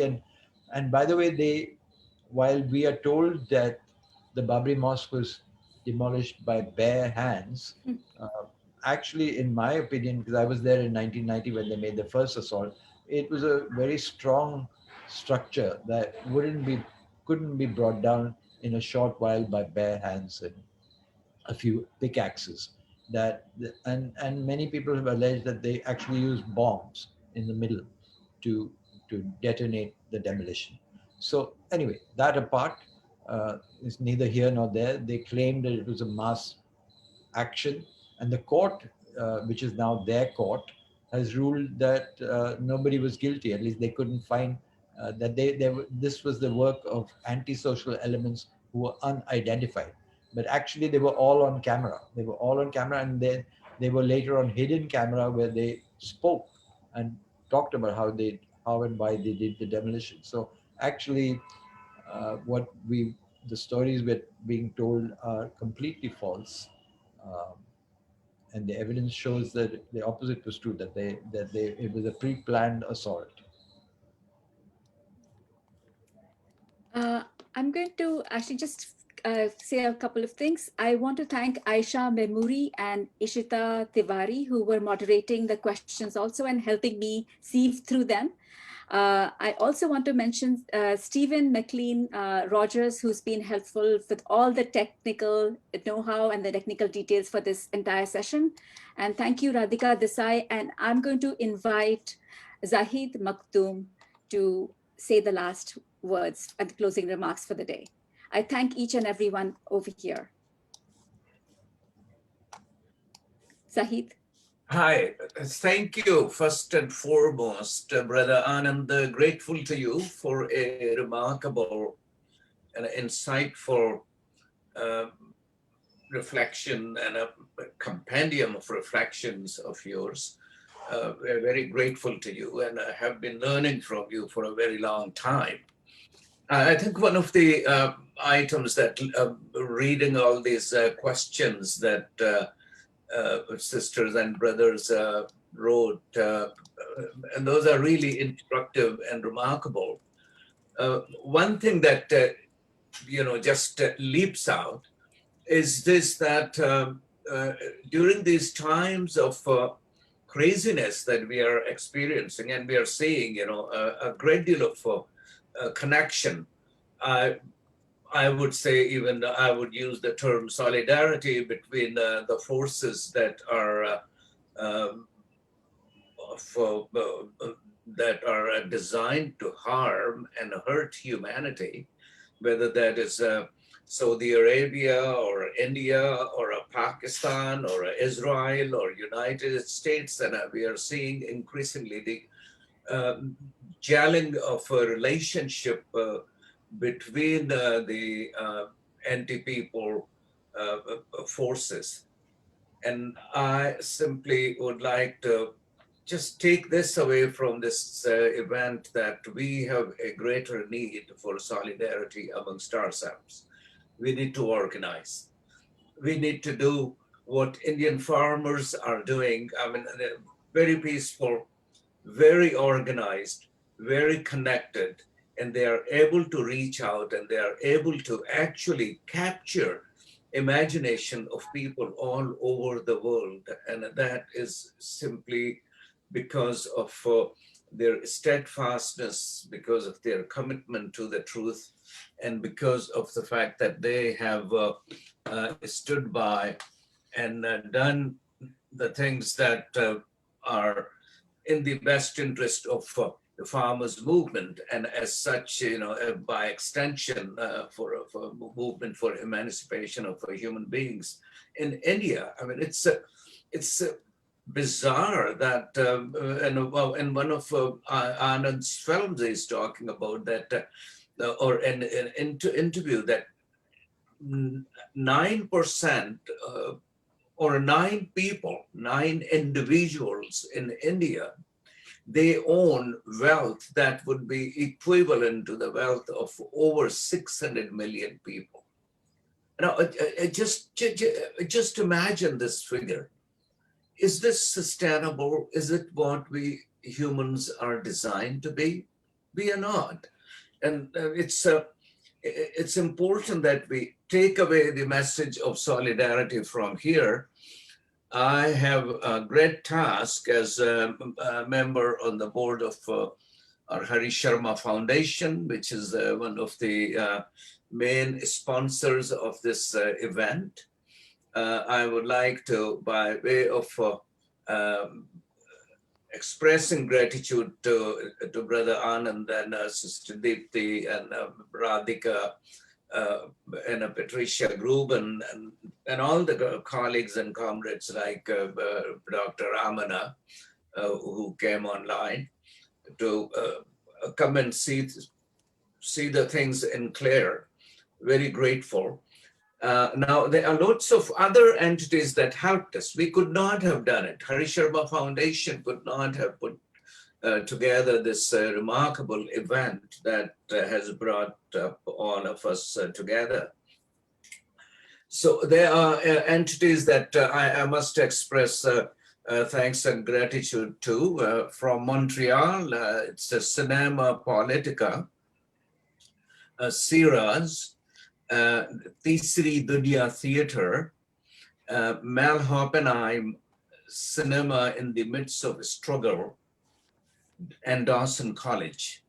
From Winnipeg, we are very grateful to Punjabi Literary and Cultural Association, as well as Democracy, Equality, and Socialism in South Asian and Geopolitical Economic Research Group. Mouthful, but a beautiful organization.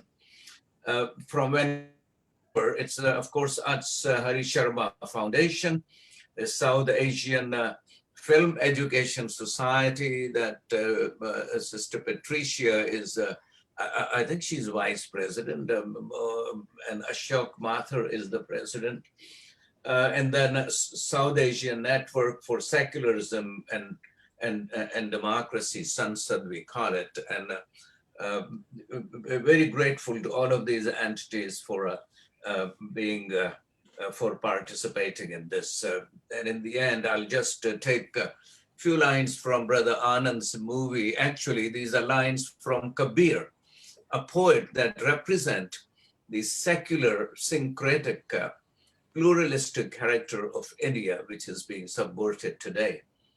And this I got from one of his films. It was a very moving poem from Kabir, a 16th century mystic poet and thinker, who was born in a Hindu home, but raised by a Muslim, working class Muslim, who was not only he was Muslim, he was Jolaha, he was a weaver. As such, he belonged to the lowest rung of the totem pole.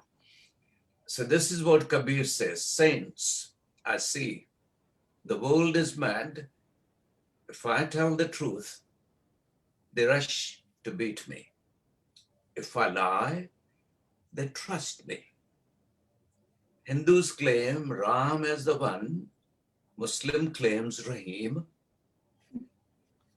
They kill each other, knowing not the essence, with prayer beads and caps and brows of holy paint. They lose themselves in sacred hymns, but know not their own souls. Many holy men I have seen, teachers of holy books, who acquire disciples, venerate graves, but know not God. The world goes on like this, and they call me mad. But Kabir says, listen, who's the one insane? So thank you, Anandji, for your insights and for your teaching, for your commitment, for your beauty, for your kindness, for your generosity. We are very grateful to you and very grateful to everybody who took time Sunday evening to participate in this get together where we cannot hug each other and cannot see each other, but at least we are able to see each other, but we cannot hug each other. So all the best to all of you and grateful to you once again. So I just want to leave with one thought, that because I'm not sure if this is reported in North America enough, but the farmers who are fighting right now have been in the bitter cold in Delhi for the last few months, and more than 100 farmers have lost their lives in these protests, just fighting it out against the elements and against a state that does not wish to compromise. So we are in a battle for life and death. When I say we, I mean the farmers are. We are mere supporters from a distance. Yeah. Thank Would you like to actually then leave a comment or a suggestion for the diaspora? What can they do and how can they actually add to whatever is happening? And this question. No, I think that firstly they have to inform themselves of what is happening, what are the issues involved that the farmers are fighting for, because I think these are international issues. Basically, agribusiness all over the world is trying to take over all resources, and so this is part of that game, and everyone in every part of the country, world, needs to learn from what is happening in India. This is a heroic resistance which is very critical for the planet, because if the planet falls into the hands of agro-business alone and business alone, then the kind of food growth that we'll see, the kind of resources, will actually destroy the planet, because that is where we're headed. So we are in a battle which is much larger than a battle for India. Yeah, and maybe all stand in solidarity. And I'm hoping as India marks its 71st, Independence Day, day after tomorrow, and tomorrow for you, Anand, I'm reminded of Tagore's poem that where the mind is without fear and the head is held high, into that heaven of freedom, my Father, let my country awake. May we continue to uphold our Constitution, and may we keep upholding our secular ideologies and secular thoughts. Thank you, everyone. Thank you. Thank you. Bye, Anand. Bye-bye.